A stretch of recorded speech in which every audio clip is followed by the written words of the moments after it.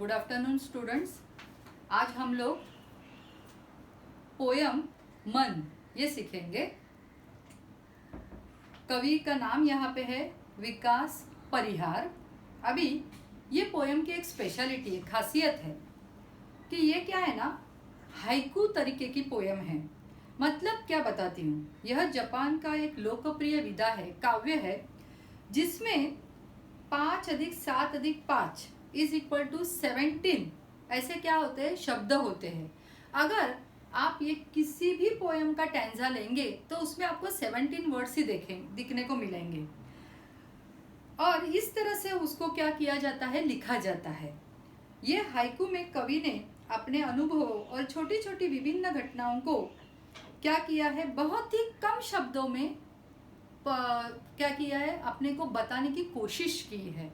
देखो यहाँ पे, घना अंधेरा, चमकता प्रकाश और अधिक। काउंट करो, 1 2 3 4 5। पहले लाइन में 5 है, दूसरे लाइन में 7 है और फिर लास्ट के लाइन में 5 है। लेकिन इसका अर्थ बहुत बड़ा होता है। भले वो दिखने के लिए एकदम छोटा लगेगा, अर्थ इसका बहुत अच्छा, सुंदर और बड़ा होगा। देखो, घना अंधेरा, चमकता प्रकाश और अधिक। मतलब क्या है ना, अंधेरा कब आता है आदमी के जीवन में, उसको लगता है बहुत आज निराशा छा गई है। कब? जब उसका मन होता है बहुत दुख से भरा हुआ होता है, उसके मन में उदासी होती है। बराबर?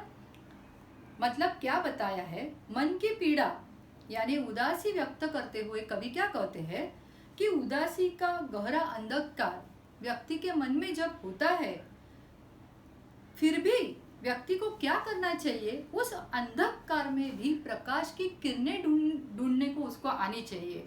भले ही चारों ओर निराशा है, कुछ करने के लिए बाकी नहीं है, लेकिन फिर भी उसमें से उसने काम ढूंढने की कोशिश करनी चाहिए। मतलब क्या है कि उसने प्रकाश की किरणों की खोज करने की शुरुआत करनी चाहिए। देखो, मन की पीड़ा और उदासी को व्यक्त करते हुए कवि क्या कहते हैं कि अंधकार से जब व्यक्ति का मन घिर जाता है, तब उजाले की एक किरण अगर उसको दिखाई दे तो उस एक किरण को उसे क्या करने को आना चाहिए, हासिल करने को आना चाहिए और उससे अपना भविष्य उसको उज्जवल बनाने को आना चाहिए। ओके। दूसरा, करते जाओ, पाने की मत सोचो, जीवन सारा। बहुत सुंदर और इजी है। कवि क्या कहते हैं कि हमें अच्छे कर्म करते रहना चाहिए, बराबर, और पाने की आशा नहीं करनी चाहिए। हम लोग कर्म करते समय ये नहीं सोचना चाहिए कि हम लोग ये करेंगे तो हमें वो मिलेगा, हमने उसको ये दिया तो हमको ये मिलेगा। ये कभी मत सोचो। सिर्फ और सिर्फ काम करते जाओ, फल अपने आप आपको मिल जाएगा। बराबर? जीवन नैया मझधार में डोले, संभाले कौन। इसका मतलब क्या है कि देखो, जीवन नैया मतलब क्या है, जीवन रूपी नैया मतलब क्या, जीवन में आने वाले सारे संकट। बराबर?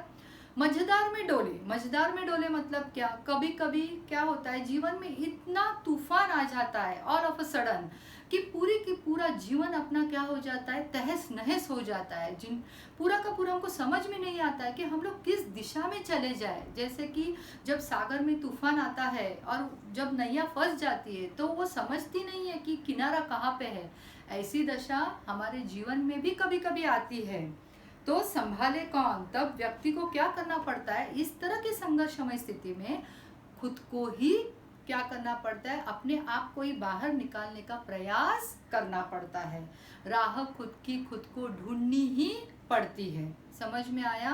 देखो, उन्होंने कैसे बताया है कि जीवन रूपी नैया और मझधार यानी संघर्षमय स्थिति ऐसी हमेशा जीवन में आती ही रहती है, लेकिन ऐसे स्थिति में भी आदमी को उसमें से बाहर निकलने के लिए खुद की मदद खुद ही करनी पड़ती है।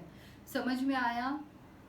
अभी आगे, रंग बिरंगे रंग संग लेकर आया फागुन। फागुन मतलब क्या, होली का त्योहार, महीना। मतलब क्या है ना, फागुन का महीना जब आता है तब वसंत ऋतु का आगमन हो जाता है, स्प्रिंग का आगमन हो जाता है। तरह तरह के फूल खिलते हैं, सृष्टि बहुत सुंदर और मोहक लगती है। बराबर? और मतलब क्या है कि जीवन खुशियों से भर जाता है। मतलब क्या है, जीवन क्या है, पूरा का पूरा खुशियों से भर जाता है। अतः कवि ने हमें क्या कहने की कोशिश की है कि जीवन में कोई भी समय एक जैसा नहीं रहता है। जिस तरह से दुख आते हैं, दुख चले भी जाते हैं, और उसके बाद जो सुख आता है वो भी हम लोगों को क्या करता है, जीवन में आशादायी बनाता है कि चलो कि दुख के बादल जो है वो चले गए, अब कौन सा मौसम आया है, सुख का मौसम आया है। हर एक स्टैंजा में उन्होंने क्या बताने का प्रयत्न किया है कि मनुष्य की स्थिति जो है वो एक जैसी नहीं रहती है, लेकिन उसे बाहर निकालने के लिए खुद की मदद खुद को ही करनी पड़ती है। ओके, कांटों के बीच खिलखिलाता फूल देता प्रेरणा, मतलब क्या है, गुलाब का फूल वो क्या है, कांटों के बीच खिलता है लेकिन फिर भी हमें जीने की उम्मीद देता है, प्रेरणा देता है। उसको देखकर हमको बहुत अच्छा लगता है। कोई भी अगर आदमी बीमार है तो हम लोग गेट वेल सून के लिए किसका बुके लेके जाते हैं, गुलाब का ही बुके लेके जाते हैं। तभी उन फूलों को देखकर ही आदमी का मन क्या हो जाता है, प्रसन्न हो जाता है, बराबर। तो इसी तरह से उन्होंने हमें क्या कहा है कि हमें भी सारे दुखों को भूलकर क्या करना चाहिए, अपना कार्य करते रहना चाहिए, बराबर। कांटों के बीच खिलखिलाता फूल देता प्रेरणा, प्रेरणा मतलब क्या, करने की उमंग, करने की चाह। भीतरी कुंठा आंखों के द्वार से आई बहार। अभी देखो कुंठा मतलब क्या, यहाँ पे कुंठा का मतलब आता है एक तरह का, हम लोग बोल सकते हैं कठिनाइयाँ, एक तरह का संकट, बराबर। तो कवि क्या कहते हैं ना कि मन में क्या होता है ना, दुख होता है, विषाद होता है, और आंखों के द्वारा से आए बहार मतलब वो जब हम लोगों का मन दुखों से भर जाता है तो हम लोगों को रोना आता है, और वो क्या होता है ना, हमारे आंखों से बहता है, राइट। लेकिन उन्होंने वही बोला है कि अश्रु निकालने का माध्यम ही क्या है, हमारी आंखें हैं। तो उन्होंने ऐसे बोला है कि किसी भी दुख को बहुत देर तक अंदर नहीं दबा के रखना चाहिए, उसे क्या करने को आना चाहिए, आंखों के द्वारा, आंखों के माध्यम से आप क्या करो, उसको निकालो, तो ही आप क्या करोगे, हल्का महसूस करोगे, बराबर। उन्होंने यही कहा है कि जब मन में भरे दुख विषाद हमारे नेत्रों से बाहर आ जाते तब हमें मानना चाहिए कि अश्रु ही एक माध्यम है जो हमारे सारे के सारे दुख क्या करता है, बाहर निकालने के लिए हमको मदद करता है, और हमें वापस जीने की एक उम्मीद हमारे अंदर क्या होती है, जग जाती है। ध्यान में आया, देखो पहला पैराग्राफ में क्या दिया है, घना अंधेरा मतलब क्या है, हमारे जीवन में जो अंधकार की स्थिति आती है उसमें भी हमें प्रकाश की किरण ढूंढनी चाहिए। दूसरे में करते रहो मतलब हमें क्या करना चाहिए, अच्छे कर्म करते रहना चाहिए, पाने की आशा नहीं करनी चाहिए। अगर आपने अच्छे कार्य किए तो जरूर भगवान आपको उसका फल देगा। जीवन नैया मझधार में डोले संभाले कौन, मतलब जीवन रूपी नैया जो है वो कभी कभी संघर्षमय स्थिति आती है तो बहुत ही क्या हो जाती है, एकदम हम लोग हिल जाते हैं, हमें समझता नहीं है कि हम लोग कहाँ पर कैसे रिएक्ट करें, लेकिन फिर भी हमें क्या करना पड़ता है, खुद को संभालना पड़ता है। रंग बिरंगे वो रंग संग मतलब क्या है, फागुन का महीना क्या करता है, तो बसंत के रंग हमारे जीवन में लेकर आता है। इसका मतलब क्या है कि कौन सा भी समय एक जैसा कभी भी नहीं रहता।